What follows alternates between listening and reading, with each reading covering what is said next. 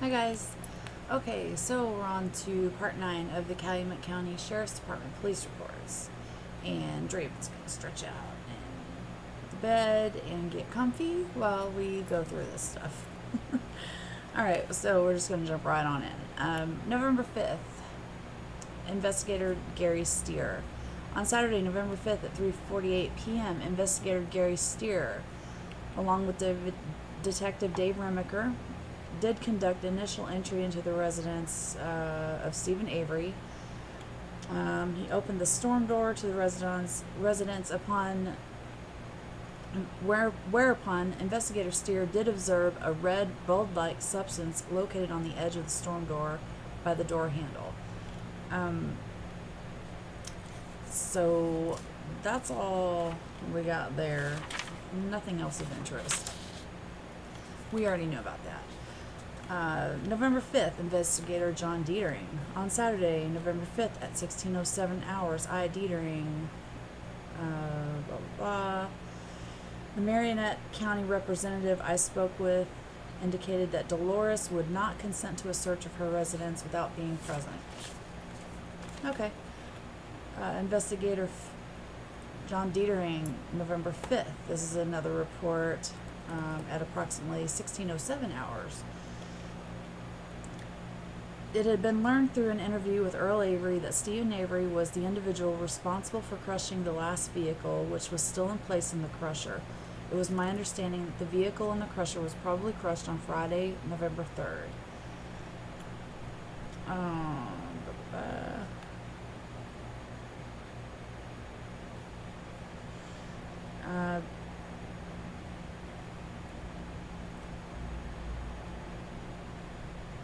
So let's see, Julie Kramer and Brutus, Agent Fassbender, Agent Hunsader, and Detective Jacobs went with Dietering along a fenced tree line that Earl Avery had identified as being the property between Avery property and the Rat Ants quarry.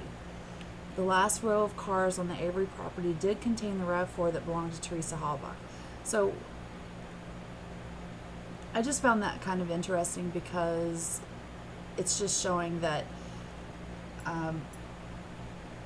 the Avery property just ran smack up into the Rat Ant property, which, kind of surrounded it anyway. But that's where Teresa's car was found, like right there on the border of the two properties. So I just found that really interesting that it was just like right there.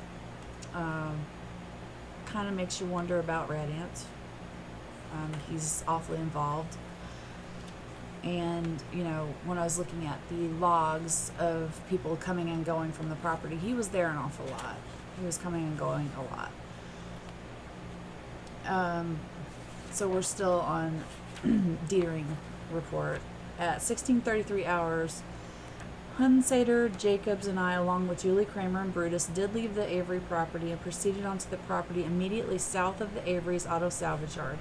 It should be noted that Sergeant Brian Knack of the Manitowoc County Sheriff's Department had obtained permission from the owner of the property, Mr. Rat Ants, to search any and all areas that were deemed pertinent.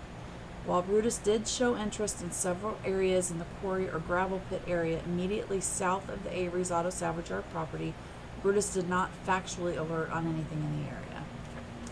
So that's kind of interesting that he was, showing some interest outside of the Avery property, going towards the Rat Ant. Partly probably because some of the bones were found there on his property, so it could be that. Alright, we've got another report from Dietering where he is interviewing Bobby Dassey on November 5th. On Saturday, November 5th at 17:53 hours, Dietering, in the company of Dennis Jacobs, did interview Bobby Dassey. Bobby indicated that on Monday, October 31st, he woke up between 1400 and 1430 hours. He stated that he looked out his family's mobile home window and observed a little SUV, which he described as being either teal or blue in color. He stated that he observed the vehicle stop and a female exit the unit and photograph a maroon van which his mother is attempting to sell. So it sounds like he saw her drive up at around between 2 and 2:30. Like he actually is saying that he saw her drive up, stop, get out, and start taking pictures. He stated that after the photographer had finished photographing the van, he observed her walking towards the residence of Stephen Avery. He stated that she was seen walking toward the porch. He stated the photographer spent approximately 5 minutes photographing the vehicle. Bobby stated that he left for deer bow hunting at approximately 14:45 to 1500 hours. So 15 to 30 minutes later, depending on, when. He stated that the teal vehicle was still there when he left. He stated that he arrived home at dark or shortly thereafter. He did estimate the time at 16:45 hours, so he was gone for about an hour and 45 minutes hunting. He stated that when he arrived home, the blue or teal-colored SUV was gone. He was asked to describe the female. He described her as skinny with brownish hair and wearing a dark-colored waist-length coat. He indicated he did not know if she was wearing glasses and did not know what kind of trousers she was wearing. I think it's important that he mentions that he didn't know if she was wearing glasses because they found some broken glasses there in that area where the van was found in the driveway. Some broken glasses that I still have not heard or come across anything that shows who those belong to or what they linked them to, but I know that they were collected into evidence. So like I said, he mentions that he didn't know if she was wearing glasses. Bobby indicated that when he came out of his residence to go to his truck, he did not see the lady to go bow hunting. Bobby stated it was his understanding that the lady had been to the Avery property 4 to 5 different times in the past 12 months to photograph units that Steve wished to sell in the Auto Trader magazine. Bobby indicated he was never in the teal or blue colored SUV and never touched the vehicle. He indicates that on Monday, October 31st, was the first time he had seen the female photographer. Okay, so maybe they just talk about it. I don't know. Excuse me, I'm still trying to not be sick here. Bobby indicated that he was traveling on South STH 147 toward the property he hunts deer on. He did observe an individual known to him as Scott Taddick. Bobby indicated that Scott would be able to verify precisely what time he had seen Bobby. I thought that was interesting choice of words. Precisely. Like, why precisely? But, we already know about this. Bobby was asked once again whether his prints would be in or on the RAV4, and he indicated no way at all, is what he said. No way at all. Bobby denied having any sort of contact with the lady. I advised him that we had learned that Stephen indicated Bobby had seen this young lady after Stephen had. He indicated that there was no way I was hunting. I asked Bobby if he would be interested in pursuing some sort of truth verification to show me that he was in fact being truthful, and his response was yes.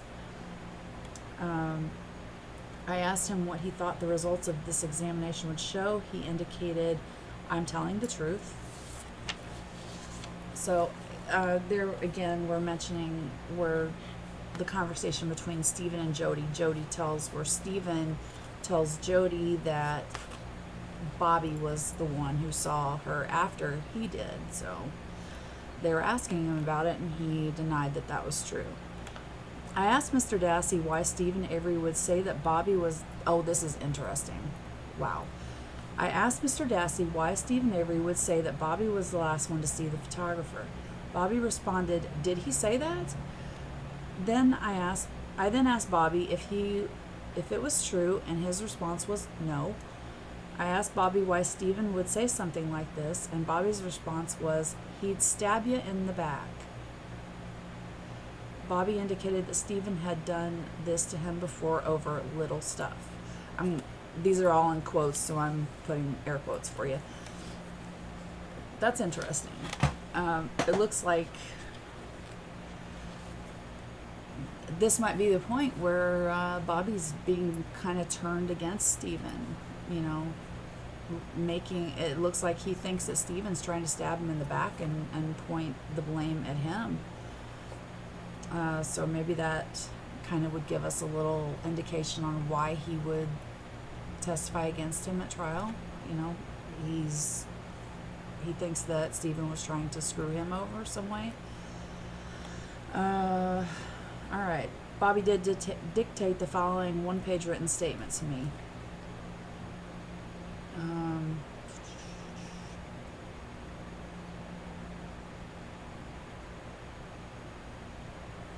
All right, that's not all that interesting, so we'll just move on. Nothing there. Alrighty. We're going to go on to Sergeant Bill Tyson's report on November 5th. On Saturday, November 5th, Bill Tyson was speaking with Investigator Mark Wiegert at the command post on Avery property. Investigator Wiegert requested that I go with Manitowoc County Sheriff Department Dave Remaker, Lieutenant Jim Link, and Sergeant Andrew Colburn to Stephen Avery's residence to execute the search warrant.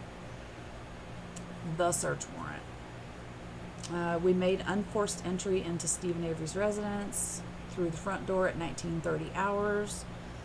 Sergeant Colburn and Detective Remaker began photographing the inside of Stephen Avery's residence. Then Remaker, Colburn, Link stated they would begin the search of the south bedroom of the residence.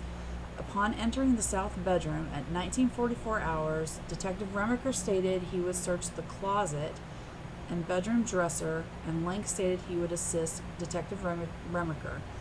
Sergeant Colburn concentrated his search of the desk and the nightstand, which was located next to the desk.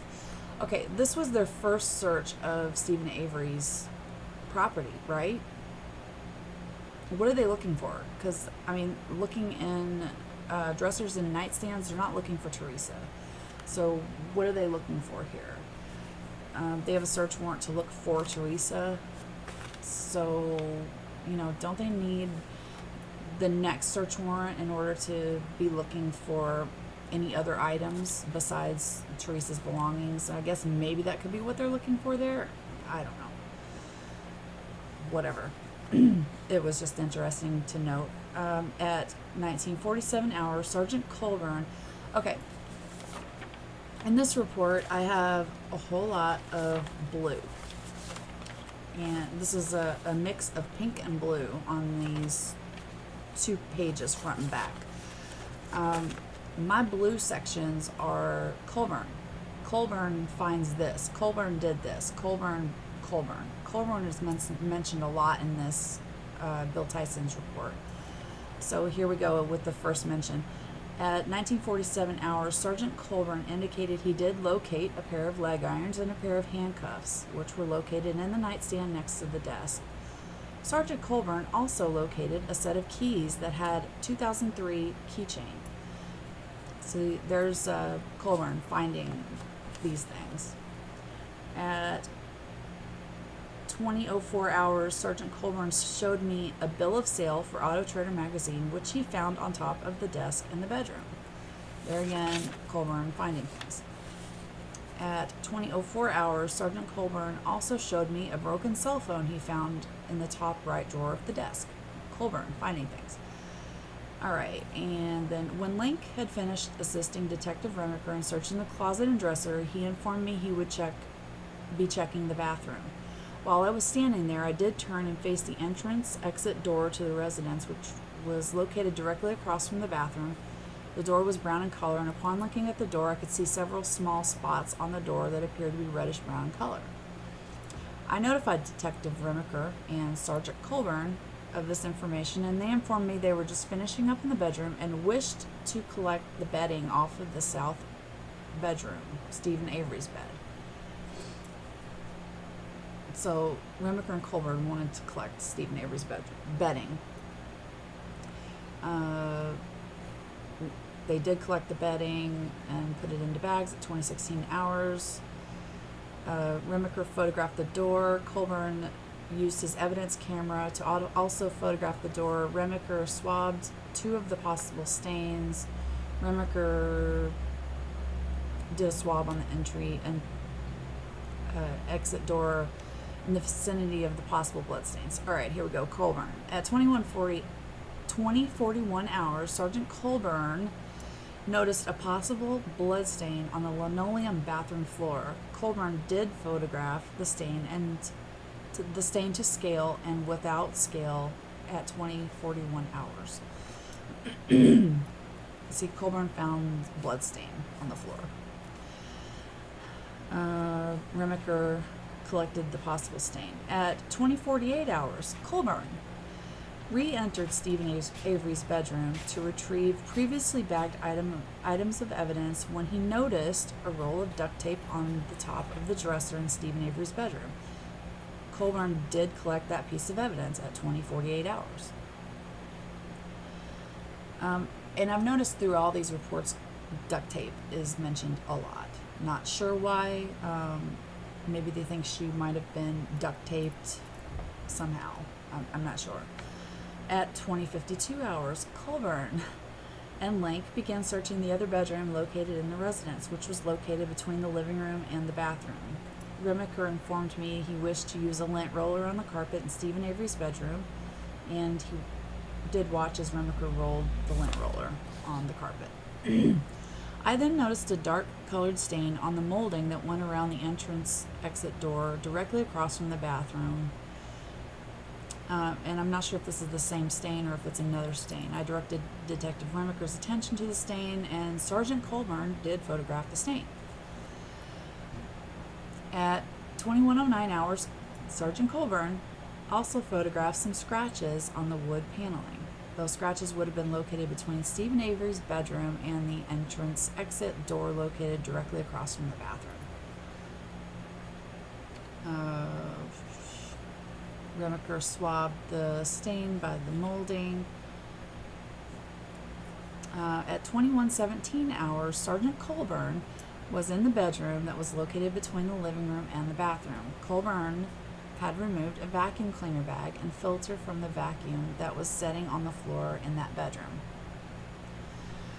At 2119 hours, Sergeant Colburn located 2 rolls of duct tape, which were sitting on top of the dresser in that bedroom. Sergeant Colburn did collect both rolls of duct tape. One roll was still in its original wrapper, and the other roll was partially used and appeared to be freshly torn. Like, how can you tell that, first of all? But okay. That's interesting. I know that they might be thinking that this duct tape is evidence, but I know in Jody's interview later on, she talks about that she basically painted the whole trailer, inside of the trailer since she moved in, so she used duct tape to tape off the moldings and stuff like that. So that's probably why there's duct tape all over the damn place. At 2125 hours, Sergeant Colburn removed a pillow from the couch and stated there was a spot on the pillow. Sergeant Colburn then collected a mauve-colored, green-colored fiber that was sitting on the carpeted floor directly in front of the living room couch. That item was collected at 2127 hours. At 2129 hours, Remaker drew my attention to some photos he found on top of the computer desk. Upon looking at the photos, it appears these photos were taken from a digital camera and then printed off the computer printer. These pictures were pornographic in nature and included a photo dated October 10th, 2005. I'm not sure if I want to mention. Let's just say they were pornographic. It goes on to tell what they were. And, I don't think it's important. Who cares? At 2136 hours, Detective Remaker located a small notebook. He found on the second piece of paper cell phone number of blah. We immediately recognized that phone number to be that of Teresa Hallbach. On that same piece of paper were the words, "back to patio door." That notebook was seized at 21:36 hours. At 21:41 hours, Detective Remaker located an Auto Trader magazine, which was also found on the computer desk in the living room. That item was also seized as evidence. Inside the computer desk, Detective Remaker found a for sale sign, and on the back of that for sale sign had the telephone number of blah. Underneath the cell phone number was the address of 3302 Xander Road. So this is the for sale sign Detective Remaker finds with 3302 Xander Road, which we still don't know what the hell that is, with Teresa's phone number at the bottom. On the front of it is the for sale sign for Stevens Grand Am. So, you know, I'd love to know what the hell that's about. All right. At 21:57 hours, Sergeant Colburn noticed what appeared to him to be a possible bloodstain on the inside of the front door. Sergeant Colburn did photograph the stain, and Detective Remaker did swab the stain at 21:59 hours. Lieutenant Link was in charge of documenting each bag of evidence that had been collected. Alrighty, and that is the end of that long report. Tyson, his reports are always so freaking long. Oh my god. Alright, so gonna keep going, gonna make another video, got lots more pages to go through, so I'm gonna try to make them as quick as possible, just skim through these as quick as I can, so you guys don't have to read all this junk that I've already read. Alright, and check out Clue TV, and thanks for watching.